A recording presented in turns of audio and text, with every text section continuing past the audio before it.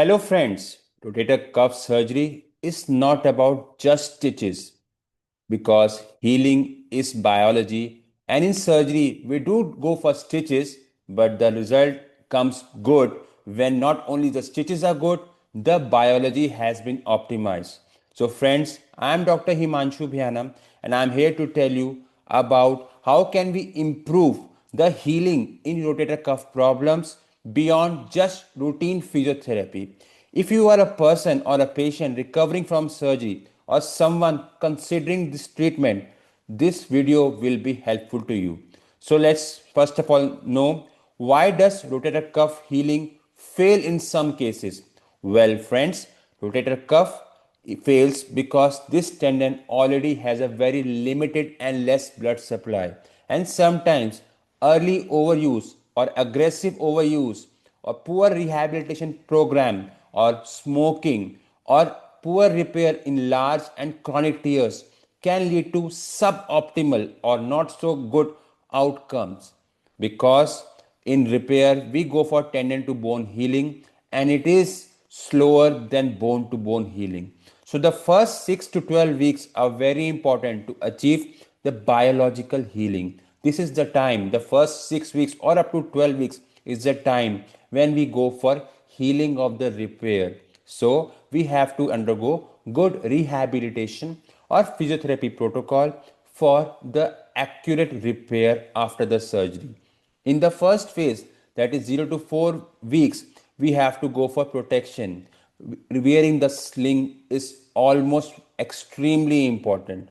Don't go for lifting. Do not go for overhead activities. Only passive or guided movements is allowed. Many patients feel better and think they are able to move the arm, but no, you have to follow the instructions. Even if there is no pain, does not mean healing has happened. You have to give it time for appropriate healing of the cuff repair. In next phase, that is 6 to 12 weeks, we have to go for progressive rehabilitation. We have to continue the sling, and movement is more allowed as compared to the previous slide. Then we go to phase 2, where active assisted movements are allowed. We allow for cane assisted forward elevation, we allow for external rotation, and allow for active assisted movement. These movements are allowed. The goal is to restore the mobility, avoid stiffness, protect the repair, but give controlled movements so that there is no further stiffness in the shoulder. In the phase 3, that is from roughly 8 weeks or sometimes 10 weeks after surgery, we go for strengthening of the rotator cuff, where the cuff strengthening is allowed.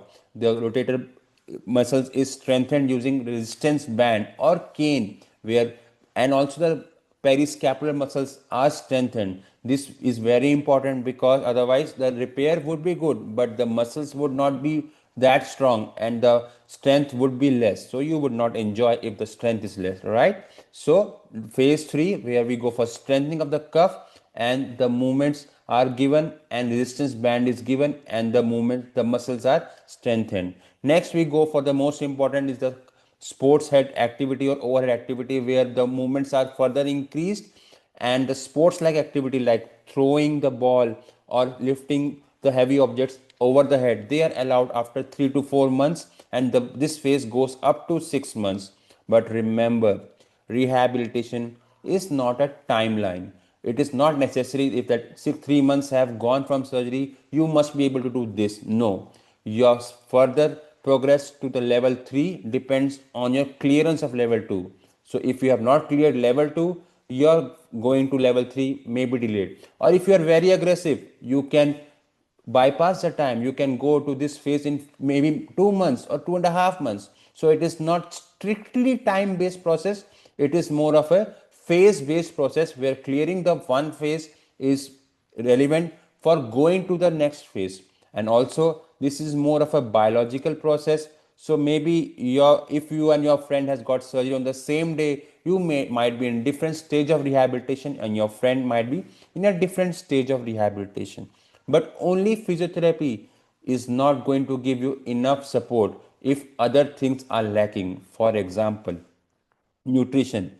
Nutrition is also very, very important because tendon healing requires building blocks. Vitamin C, vitamin D, calcium, they are not just supplements, they are the building blocks. Vitamin C gives you collagen formation. The collagen is required for adequate healing. Vitamin D is important because we are aiming for tendon to bone healing, and vitamin D is very important for achieving this tendon to bone healing. Calcium and zinc, obviously, their role cannot be overemphasized. They are extremely important. Remember, if the nutrition is poor, healing is delayed. And healing is delayed means re-tear chances are very, very high. So, maintaining the nutrition, taking good supplements is also very important. Next is lifestyle modification. Have a good sleep, maintain good posture, and stop the smoking. Remember, it is only in the deep sleep your growth hormone is released. And the growth hormone is released, your repair works well. Avoid slouch position. Do not use phones for a very long time. Don't be in this position while using the phone. Take good posture, because the more good posture you take, the less strain would be on the repair rotator cuff. And I cannot say more. Stop smoking, because as I told you already, the blood supply is very limited in the cuff, and if you smoke, the blood supply further decreases, and the blood supply decreases means re-tear rate chances increases many fold. So good sleep, good posture, and smoking cessation are very important. So you can see I have summarized here: natural therapy, nutrition, activity modification, physiotherapy or physical therapy is important. And obviously, if you have pain, don't be in a rush. Go to a doctor, take pain medicines. They will help you, because pain means some inflammation is there, and if inflammation is there means healing may be delayed. So don't worry, maintain your pain scores, go good physiotherapy, activity modification, and good nutrition. They are very important. Sometimes even these three things are not enough, and you have to go for augmentation. We routinely give PRP injection or platelet rich plasma injection, where a platelet is injected in our shoulder joint, and this platelet concentration gives a good environment for the healing to mature. Many of studies have shown that platelet injections or PRP injections, they augment the healing of the rotator cuff repair.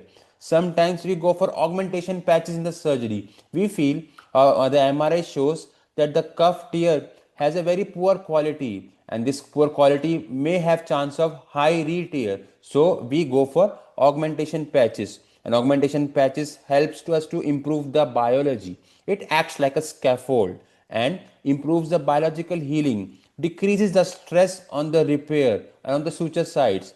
Remember, not every patient require PRP injection, not every patient require augmentation patches, but some cases do require PRP injection, some patients do require augmentation patches. And last slide is: choose an experienced and trained shoulder surgeon. Ask your surgeon, are you trained in shoulder surgery? How many shoulder cases have you done? Are you competent enough to handle situations or complications that may arise in the surgery? Remember, rotator cuff surgery is a technically demanding surgery. Surgeon should know about the tear patterns. He should be able to manage actual tension. He should be able to know how much tension is required in what tear pattern. Does he know what is a tension free fixation, what is a biological augmentation? This all has to be known by a surgeon who is experienced and trained in shoulder surgery, because the right surgeon, right patient, right motivation, and right biology, these three things are required to give you good results. I remember: right motivation, right surgeon, and right biology. If all the three things are met, your repair should do well. All the best. And if you have